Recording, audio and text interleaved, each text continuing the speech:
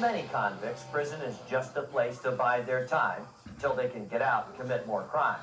But for others, it's a chance to think about their past and try to forge a better future. One former fugitive has found a great way to help himself by helping others. This truckload of bicycles is headed for a local charity called Operation Santa Claus.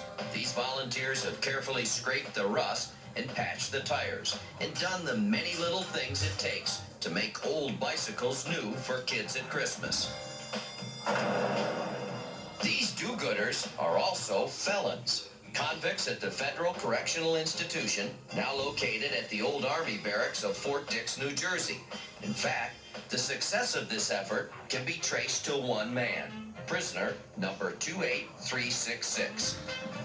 I remember when I was a kid, my parents could not afford a bike. And I seen kids riding bikes in the neighborhood, and we couldn't afford one. Prison officials will always remember Edwin Maldonado as the man who turned this idea into a bustling enterprise. You may remember him for a different reason. He was once one of America's most wanted. Yeah, let me take a look at this one right here.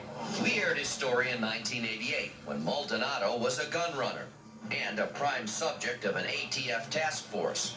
In our reenactment, we showed you how he bought guns in Texas, where gun laws were not very restrictive. He later sold them on the black market in New York. The guns ended up on the streets of Brooklyn, where they helped fan the flames of drug violence. But when we aired his mugshots, Maldonado says he really felt the heat. It was shocking, and it was like scary, you know. You have a whole nation watching you, you know, and any person could identify you any place you walk in. And it wasn't fun. A year later, Maldonado was behind bars, captured in an unrelated bust. He was convicted of conspiracy, and they threw the book at him.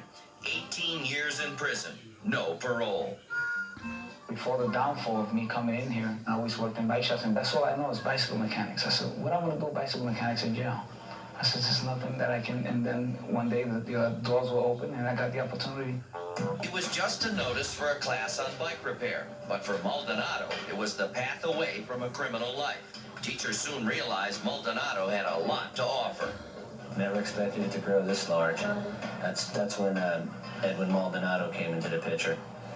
We were just establishing the bike program. He came in and it took off from there. The old bikes are donated. Replacement parts are purchased by the prison employees' charity fund. And most of the inmates volunteer after their regular work duty.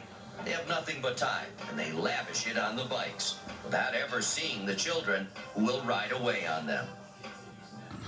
A lot of guys, when they're putting a bike together, they think about their kids also. Well, they feel, you know, that if they cannot give their kids, they could at least give to somebody else a gift, a bicycle.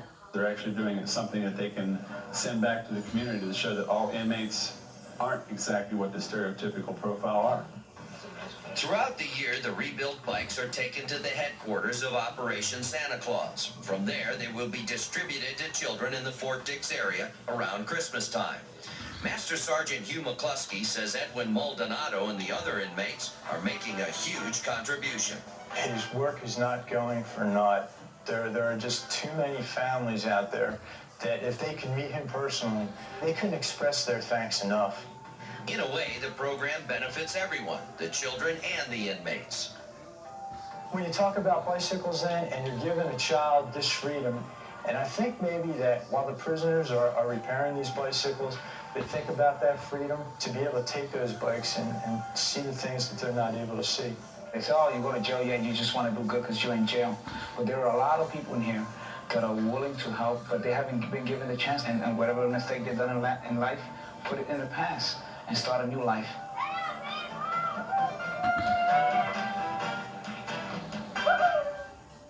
Maldonado will be behind bars until the year 2005. He earned that sentence.